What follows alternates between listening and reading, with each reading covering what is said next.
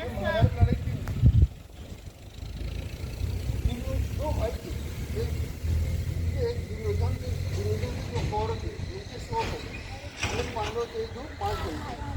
लेकिन दुर्योधन ना सोचता था कि मैं पूरा राज झड़प दूँ, अपने भाइयों को कुछ भी ना दूँ, तो उसी सापेक्ष में लड़ाई हुई। ठीक है, तो दुर्योधन चाहता था कि मैं सब कुछ हड़प लूँ, इसीलिए ये महाभारत की लड़ाई हुई थी। लेकिन जब युद्ध मैदान में दोनों खड़े हुए तो दुर्योधन को लगता था कि मैं बहुत ही ज़्यादा शक्तिशाली हूँ, मेरे पास सेना ज़्यादा है, तो मैं किसी भी तरीके से पांडवों को हरा दूंगा और इनको मार के मैं पूरा वापस राज पर और शासन करूँगा। तो क्या हुआ कि जब शंखनाद होने लगा तो पहले तो पांडव की तरफ से शंखनाद हुआ, दुकारो कौरव की तरफ से, फिर उसके बाद पांडव की तरफ से जब शंखनाद हुआ, चारों तरफ से मृदंग, शंख, ढोल, नगाड़े बजने लगे ना, ऐसे आवाज़ हुआ, पूरा का पूरा वातावरण गुंजायमान हो गया। तो उससे ना दुर्योधन का हृदय विदीर्ण हो गया, वो कांप गया बिल्कुल। कैसे? वो सोच नहीं सकता था कि अरे इसकी तैयारी ऐसी कैसी हो सकती है। इसीलिए मैं आपसे कहना चाहता हूँ कि आप लोगों के पीछे अगर कोई भी आप लोगों को कह रहा है कि ये कुछ नहीं कर पाएगी, ये कुछ नहीं कर पाएगी, बेकार समय खराब करेंगे, तो आप उनको बोलने दो। आप अपने लक्ष्य पे निरंतरता रखो और बिल्कुल एकाग्रचित्त होके अपने कार्य को सफल बनाने की कोशिश करो। ठीक है, इसी उपलक्ष्य में श्री रामधारी सिंह दिनकर जी ने महाभारत के लिए ही एक छंद लिखा था, मैं दो लाइन सुनाऊंगा आपको। रामधारी सिंह दिनकर जी ने लिखा था, वर्षों तक वन में घूम घूम बाधा विघ्नों को चूम चूम, स धूप धाम पानी पत्थर पांडव आए छोड़ कर। इसका तात्पर्य है कि जब उनको वनवास दे दिया गया था पांडवों को, जब भाग जाओ अज्ञातवास में रहो, आपको कोई पहचानना नहीं चाहिए, 2 वर्षों तक 14 साल 12 साल तक वो वन में रहे, ऐसे घूमते रहे। लेकिन जब जीवन में कष्ट आता है ना, इसका तात्पर्य होता है जब जीवन में कष्ट आता है तो आपकी गुणवत्ता और निखरती है, आपकी और आपके अंदर और एक कैपेबिलिटी, एक योग्यता जागृत होती है कि आप और अच्छा क्या कर सकते हैं।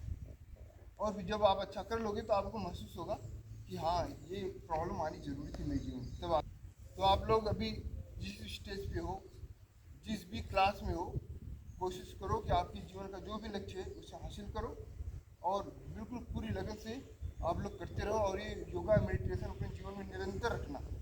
आप यहाँ रहो या कल के किसी और भविष्य में और कहीं अच्छे पोस्ट पे जाओ, ये जीवन में हमेशा रखना और आने वाले समय में अपने लोगों के साथ, अपने को साथ और जुड़ने की कोशिश करना। आप अलग टीम बना के आप ऐसे और साथ रखना।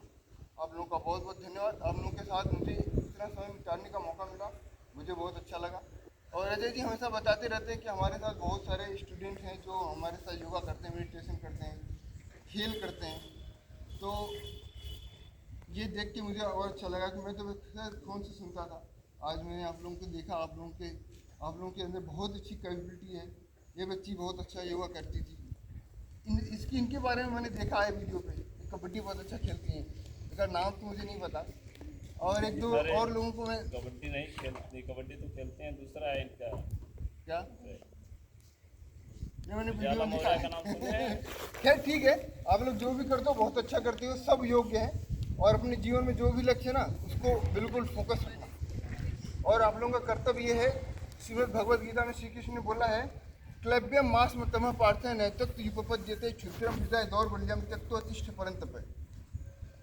श्री कृष्ण अर्जुन को कहते हैं, क्या कहते हैं, ये बस ये शुरुआत कहते हैं कि ये ना पूरा जीवन जो है हमारा ये युद्ध भूमि है, समझे।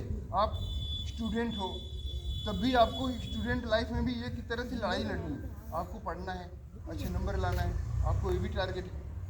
आप अगर खेल में हो तब भी आपको अच्छे खेल प्रदर्शन करना है ताकि आप इसीलिए इस युद्ध भूमि में आपको भागना नहीं है। अगर केहू बोर और ना आवत है, फिर लड़ाई करो, हाँ ये लोग के बरावत हूँ। लेकिन आपका एक फोकस होना है कि मुझे जीतना है, मुझे हार नहीं माना किसी भी तरीके से। ठीक है, श्री कृष्ण का उपदेश हमेशा हर जीवन में हर समय में आपको काम आएगा। आप लोगों को समय मिले तो श्रीमद् भगवद गीता का छोटा छोटा अंश पढ़ो, उसका भावार्थी पढ़ो, श्लोक ना पढ़ पाओ तो भावार्थी पढ़ो, उसके अपने जीवन में धारण पढ़ो। आप लोगों को बहुत हेल्प मिलेगी, मानसिक रूप से आप मेंटली रूप से तैयार होगी। आप लोगों का बहुत बहुत धन्यवाद। जय श्री राम। जय